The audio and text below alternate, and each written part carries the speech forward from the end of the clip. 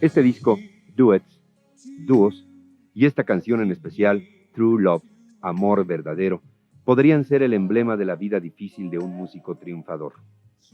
Elton John, que ha llegado a ser superestrella por la vía del verdadero amor, que es el que le profesa a la música, y en gran medida gracias a la mancuerna que desde hace más de 25 años forma con Bernie Taupin.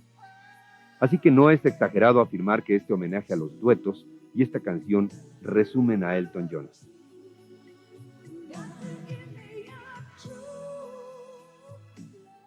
Nombre artístico de Red Duet, inglés de la posguerra, nacido en un suburbio de Londres, que en prueba de amistad compuso su nombre con el de otro dueto querido por él, sus compañeros músicos Elton Dean y Long John Baldry.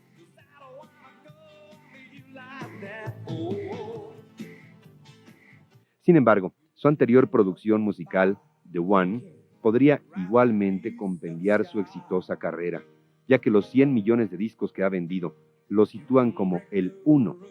Las 7 noches de presentaciones consecutivas en el Madison Square Garden de Nueva York le aseguran también ese sitio.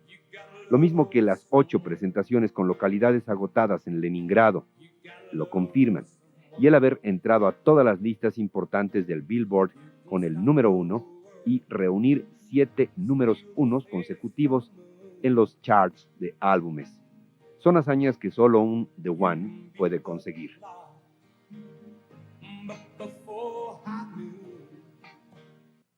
Pero no solo las cifras sirven para ubicarlo, igualmente su actitud, su comportamiento, su sentido del espectáculo, su sentido del humor, que revierte a veces contra sí mismo y le permite disfrazarse de Pato Donald o exhibir su calvicie, que luego cubre con un trasplante de cabello. Elementos que hacen únicas sus presentaciones y superan el tono formal de los conciertos para convertirse en verdaderos espectáculos con que Elton John satisface las expectativas más exigentes.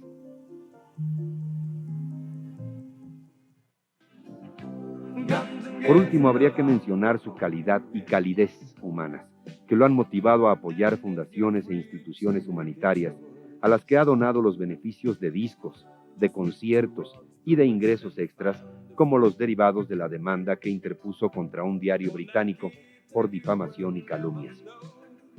Elton John está a punto de cumplir el cuarto de siglo de vida profesional. Hay que recordar que en 1969 apareció su primer disco, Empty Sky, y desde entonces hasta la fecha ha producido 30 álbumes, en ocasiones a razón de 2 por año, y en todos siempre ha tenido una proposición interesante que ofrecer. Lo mismo con Your Song que con Goodbye Yellow Brick Road, con Captain Fantastic and the Brown Dirt Cowboy o Sleeping with the Past, además de los ya mencionados The One y Duet. Con este personaje y este ser musical es la conversación de hoy. Elton John, Superstar.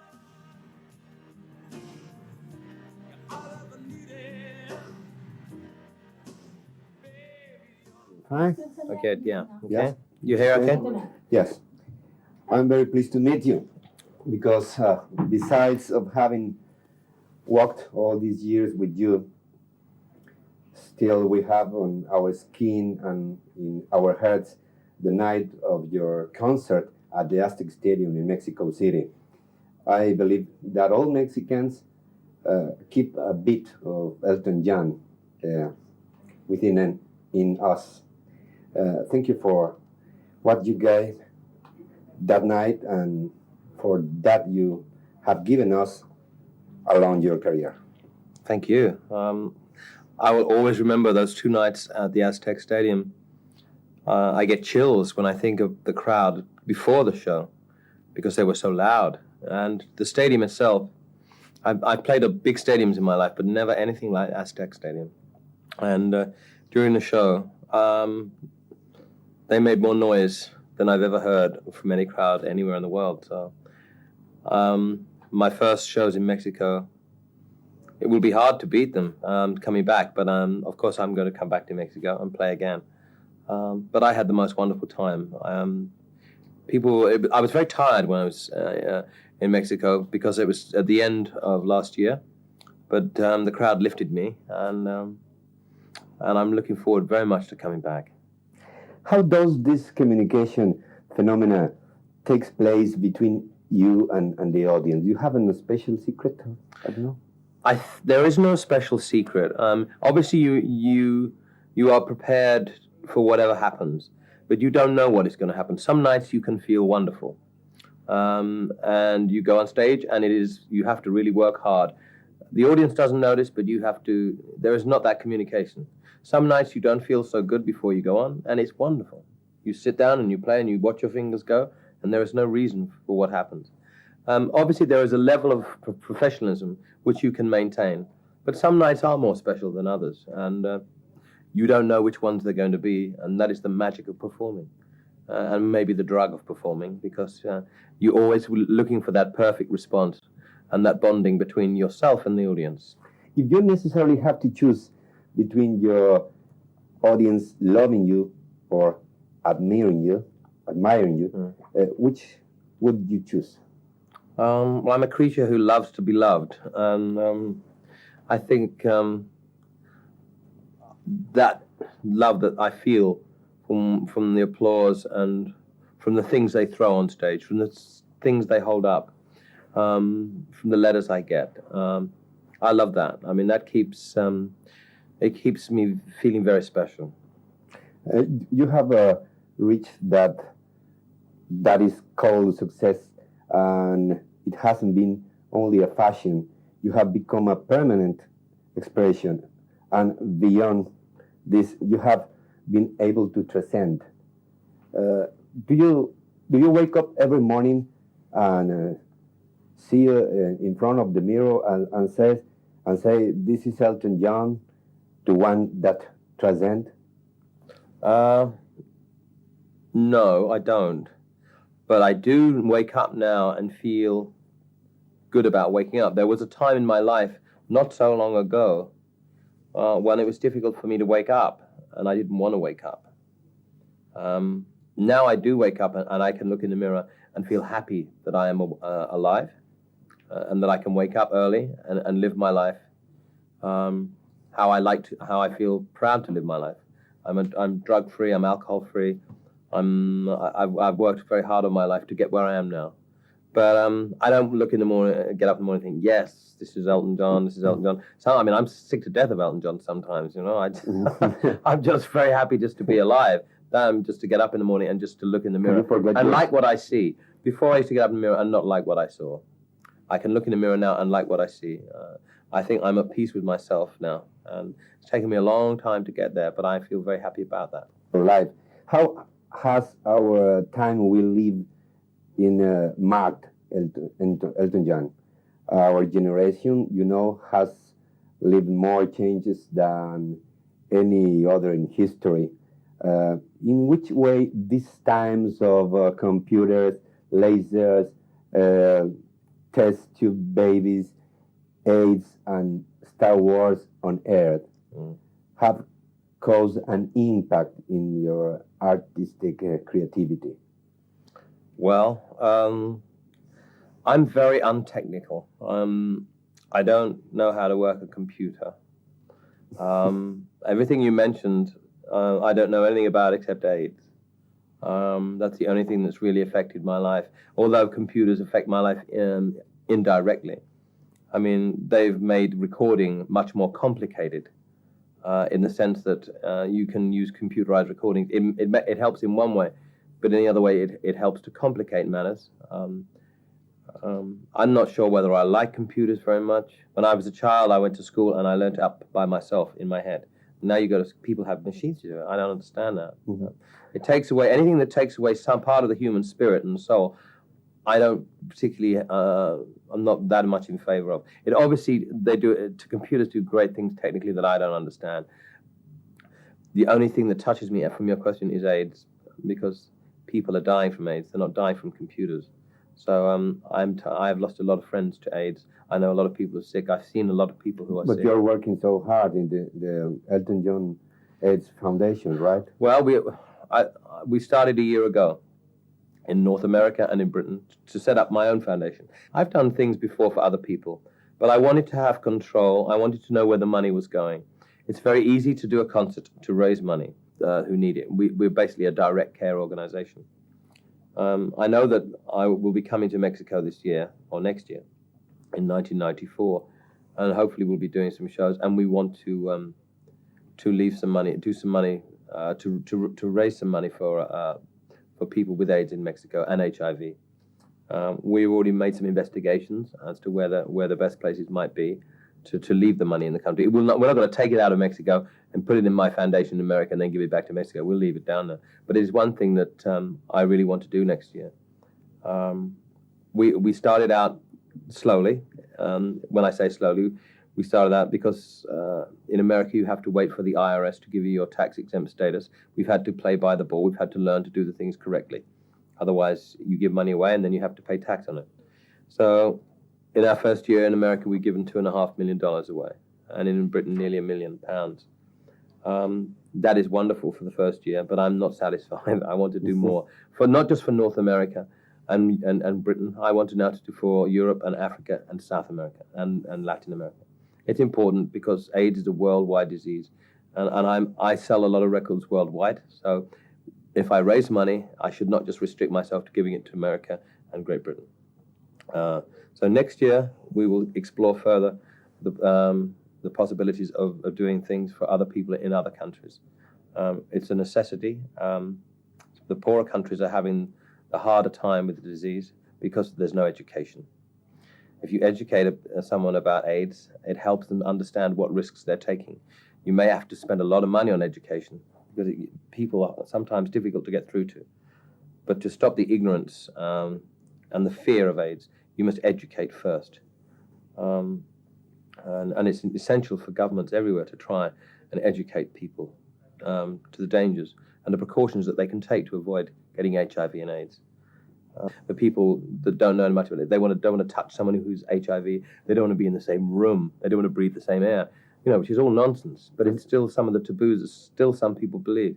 So education is important in the countries, in third world countries, and in countries that haven't had enough education. In America, even, the education is really bad. It's a great difference. Yeah, still people are still ignorant about the facts about this disease. And this disease has been around for 12, 13, more than that, 14, 15 years now. And it's still people don't know. And you have to educate at a young level. You have to get through to the schools. And in America, we're finding great resistance. We're trying to fund an education program in America that will go to schools. And some schools won't let people, this education program in the form of a play.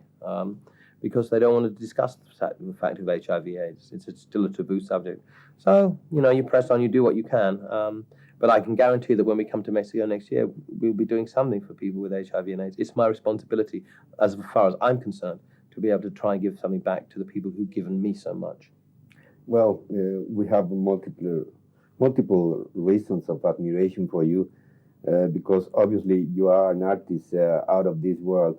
But you are too a human being who is a witness of his time, and we know you fight another very important battles like against the drugs and alcohol.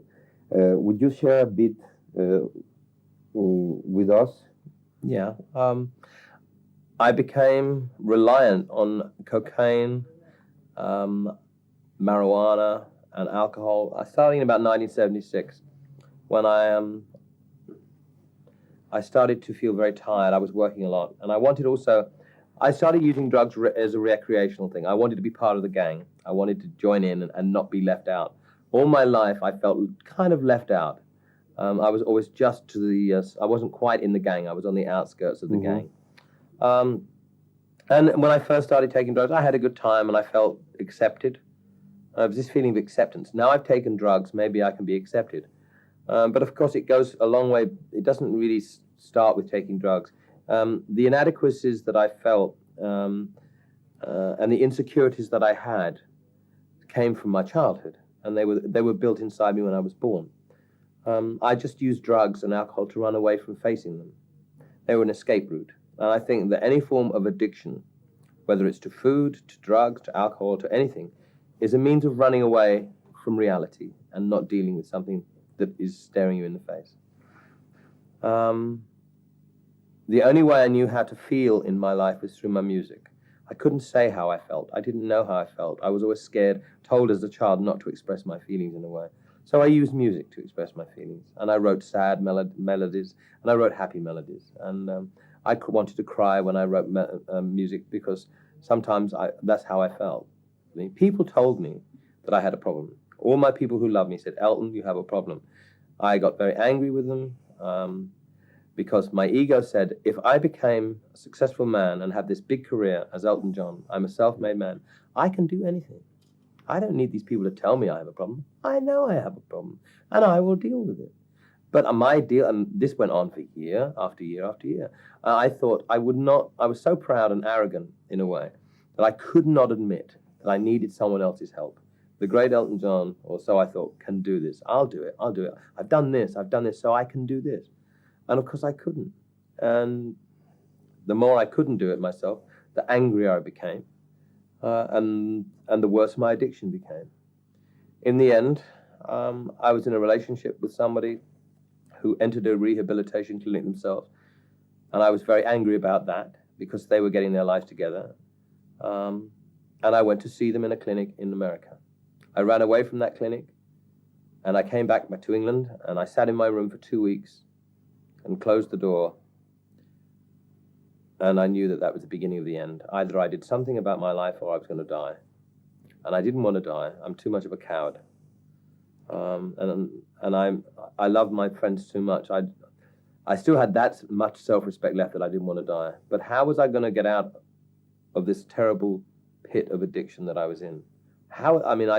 You become such a liar, you become deceitful, you become unreliable, you have no self-respect, no self-dignity. How do you get out of that? It seems like the pit is so large, you don't know what to do.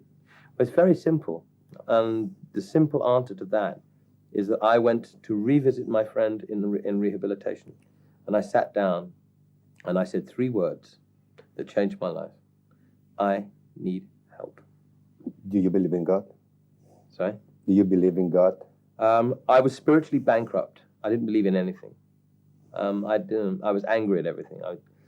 I believe in something. Yeah, I do now. I didn't at the time. I wanted to, but I didn't. In yourself? Yeah, they say when you get clean and you start to change your life, that it's an inside job. And it is. It's really getting rid of all the crap that's inside of you. And I was a spiritually bankrupt, an emotionally bankrupt person. And when I said those 3 words, like, I need help, it was kind of like a prayer.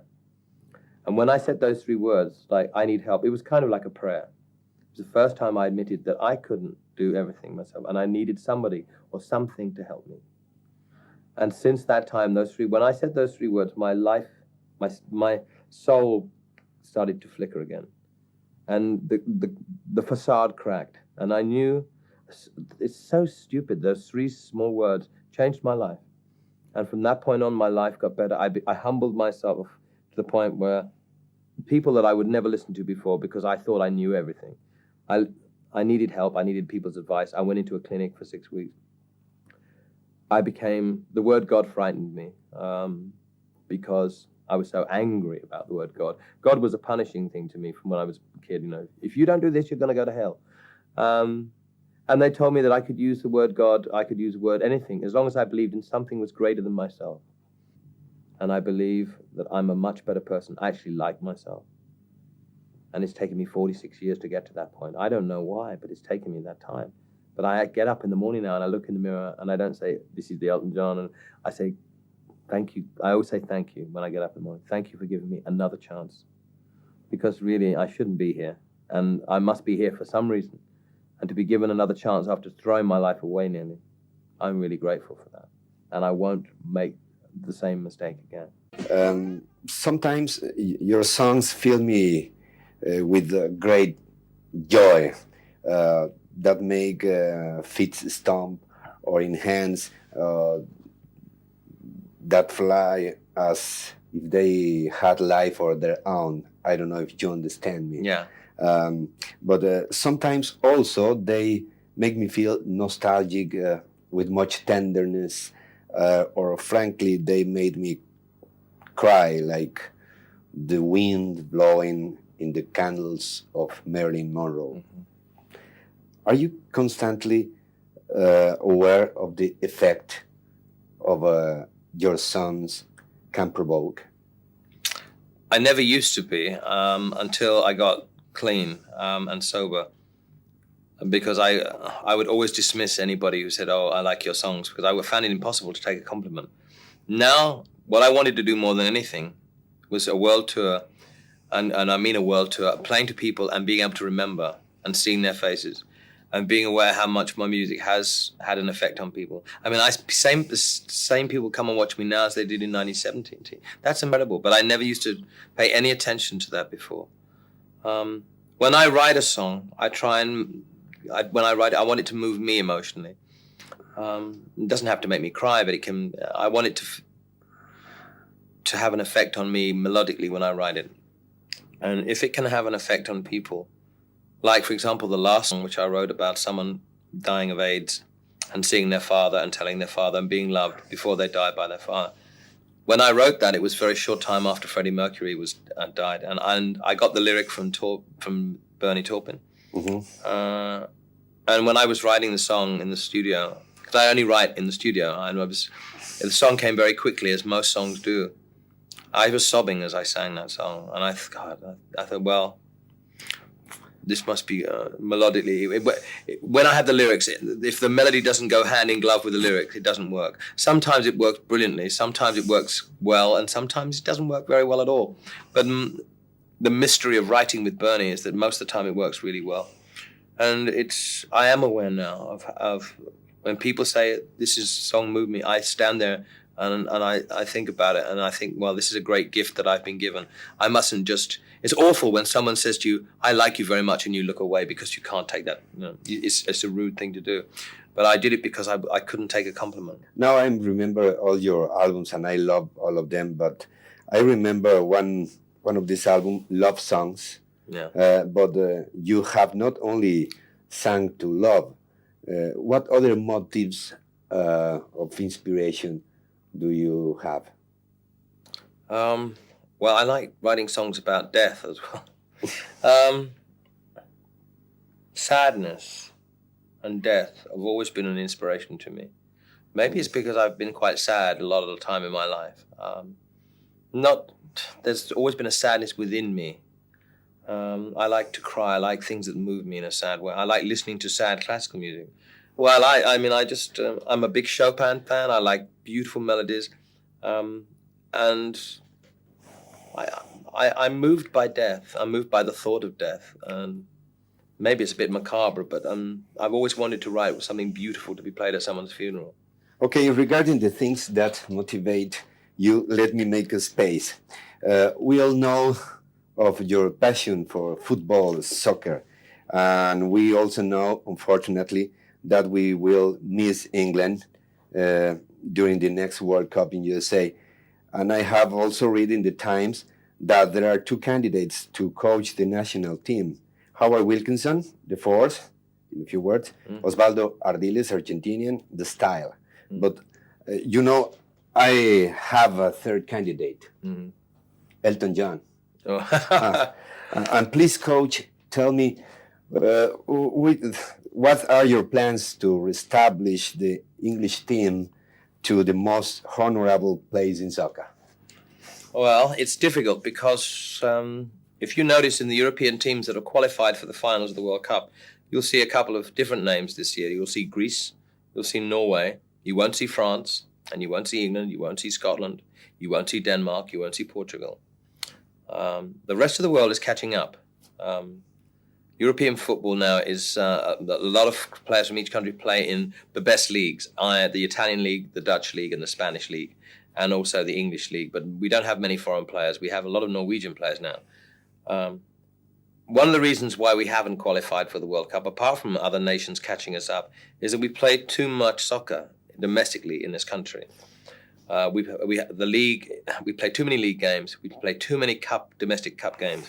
And then there are international matches, and players, quite honestly, play too much. Football in this country, I'm only speaking for English football, not Scottish football, but I would say British soccer in general, is run by people, it's out of date. And we need to change the way, if we're going to qualify, we have to change things from the top. Like anything, if something is rotten, it's usually rotten from the top, and it doesn't just start halfway down. And I think a complete revision of the way football is thought and streamlining the game in this country, and maybe having a European league, but not playing so many games, not placing so much stress on the players, and also giving the international. I mean, the manager who picks the English team, he picks an English team on a Friday or a Wednesday, and by the time he gets them together on Sunday after the game, they're all injured, and it's very hard to get a collective squad together, no matter who the manager is. Graham Taylor was the manager of my club at Watford, and I know that motivating-wise, there isn't a better manager in the game of football. People will argue about style and flair until, this is just an argument. But for any manager, whether it's a Kevin Keegan or a Glenn Hoddle or an Osvaldo Ardiles, who are players, managers who will play with flair, they will, unless the game is changed, unless the matches are cut, unless there's a very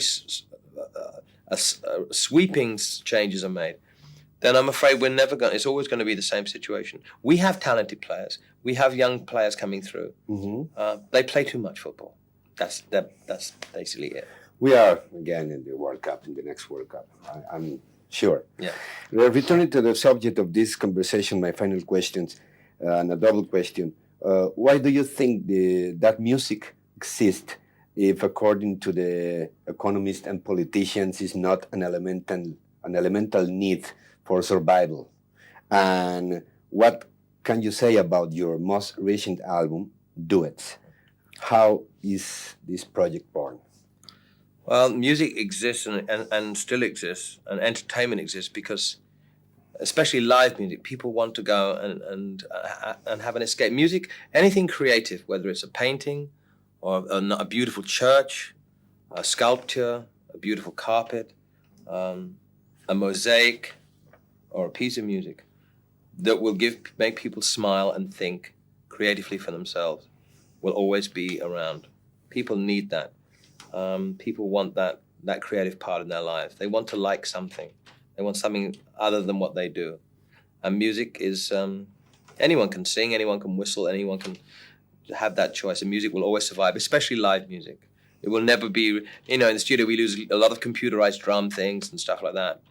And that's fun, you use that technology a bit, but to see a human play, and a human play beautiful music, whether it's a concert pianist, or a harp player, or a trumpet player, or a band, or a rock and roll band, something that inspires people to have a good time. What can you say about your most recent album, Duets? Yeah. How is this project born?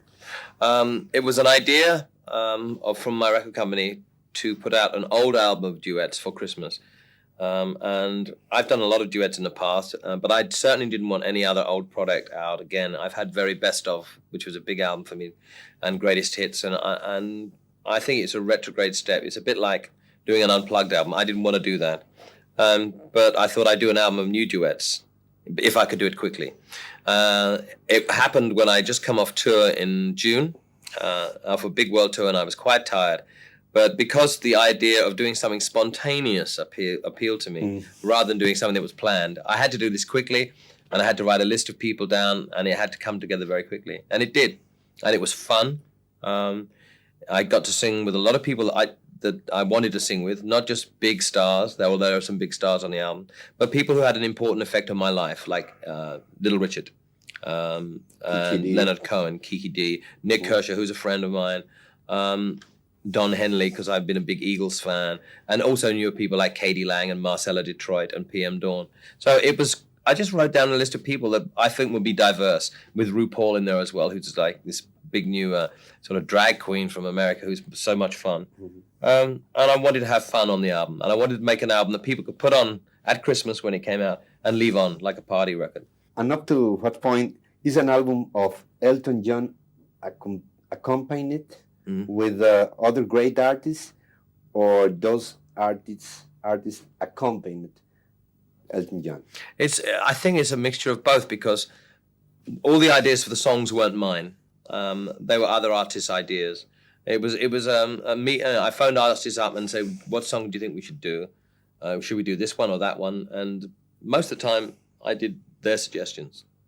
And so it was a real team effort. And I didn't want to make an album of duets with. I mean, I've done duets in the past with Aretha Franklin, and she wasn't there. And I just sang after she sang, and it wasn't fun. Mm-hmm. And so it's not really a duet. Why go to the past to find Kiki D after more than 10 years? Yeah, 17 years, really. 17. Don't go breaking. Yeah. Because Kiki has been a friend of mine for a long time. Before Don't Go Breaking My Heart, since 1971, 72, she's been a dear friend. 1970. And she's been doing things on stage in London in Blood Brothers. She was very successful. And I wanted to get her back in the studio. She hasn't been in the studio for a long time, and she sings so beautifully. And we're still friends. So I said, Kiki, please come and sing with me on this song. And it was I love this song so much since I was a kid when I watched High Society. It was sung by Bing Crosby and Grace Kelly. Mm-hmm. And I thought if we did this song, we could put it out before Christmas, because even though it's not a Christmas song, the lyric says everything that people should think about at Christmas, which is loving one another and you know, and coming together of friendship and spirit. Excuse me, is Daniel, your friend, your brother, still in the past too? What's inspired Daniel? I love that song. Daniel was a song in the past when Bernie gave me lyrics. They would be so long, and I would cut out verses because they would make the song too long. Daniel, I left the last verse out, and it explained that Daniel was a Vietnamese war veteran who lost his eyesight during the Vietnamese War. And that kind of explained everything, but then I left it out, and so people have often wondered what was the real story behind that song. He was my brother. He was someone who now lives in Spain and has chosen to live his new life there. But because I left the last verse out, it omitted to say how the history behind how he became blind. And a lot of people thought it was a gay song, and it was not a gay song. It's just nothing more than me just crossing out the last verse, saying this song's too long, we won't put the last verse in. So, sorry, after all this long way filled with songs, have you found your definition of love, or are you still looking for it? I have two definitions of love. One is the love that I have, which is the undying love and the everlasting love I have for my family and friends and the people that have stood by me and are still with me after all this time. That is so important. They've been a constant in my life. That is true love. Then there's another version of love, which is being in love, which has happened to me several times in my life, and I've lost it. I've been in love and it's gone. That is a very painful sort of love, because you want it to last forever. I am in love with someone at the moment, and it's very wonderful. But you have a future in front of you. Yeah, but there are two different sorts. I'm trying to say the love that I appreciate the most is the love that is an undying love of loyalty and of love that I get from my friends and family. And it's a constant there. The other sort of love seems to come in and out of my life, unfortunately. It's in my life now, and I'm very happy, but, Elton, thank you very much. Thank you very much from the, ¿cómo se dice? Del fondo de mi corazón. Out of my heart. Thank you for this new gift, Christmas gift, Duet. Thank you. Thank you. Thank you very much. Thank you very much.